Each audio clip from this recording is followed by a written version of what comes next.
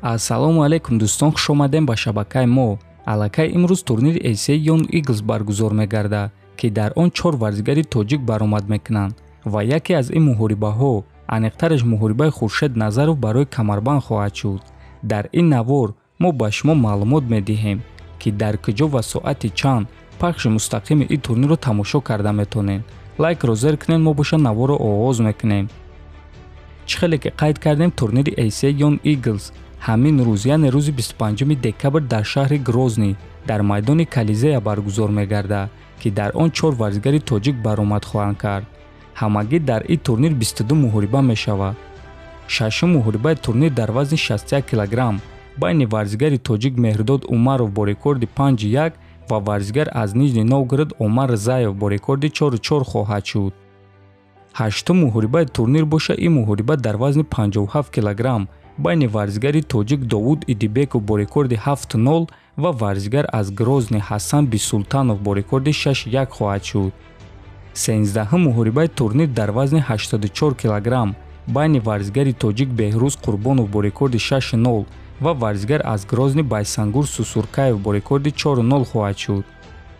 21-ум муҳорибаи турнир, дуюм муҳорибаи асосии турнир, финали Гран-при ACA Young Eagles. ин муҳориба дар вазни 61 кг байни варзигари тоҷик Хуршед Назаров бо рекорди 8-0 ва варзигар аз Грозный Асвад Ахмадов бо рекорди 5-3 хоҳад шуд. Хотиррасон мекунем, ки ғолиби ин муҳориба соҳиби камарбанд ва ғолиби Гран-при ACA Young Eagles дар вазни 61 кг мешавад. Чӣ хеле ки дӯстон дар боло қайд кардем, турнир рӯзи 25 декабр баргузор мегардад ва аз соати 14:00 ба вақти Москва ва 16:00 ба вақти Душанбе оғоз мегардад.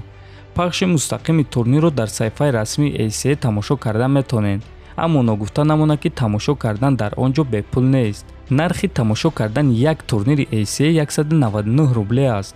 нархи тамошо кардан якмоҳа турнирҳои ACA 249 рубле ва нархи яксола тамошо кардани турнирҳои ACA 2199 рубле. шахсоне ки сахт пахши мустақимро тамошо кардан мехоҳанд, пас метавонем ба саҳифаи расмии ACA даромада пардохт карда ин турнирро тамошо кунед. мо низ кӯшиш мекунем, ки ягон ссилкаи бепул пайдо карда дар телеграм канали Паҳлавон пешкаш шумо кунем. аммо дӯстон, пешакӣ огоҳ мекунем, ки ваъда намедиҳем, аммо кӯшиш мекунем. ҳамин ки ягон ссилкаи бепул пайдо кардем, ҳатман пешкаш шумо мекунем. ссилкаи телеграм канали мо дар описани видео. дӯстон, биёин якҷоя варзигаромонро дар комментария дастгирӣ мекунем ва мо боварӣ дорем, ки онҳо ин комментариҳои шуморо мебинанд ва шод мешаванд. дар канал обуна шавед, худтонро эҳтиёт кунед, то бозид хонобуди сарбаланд бошед.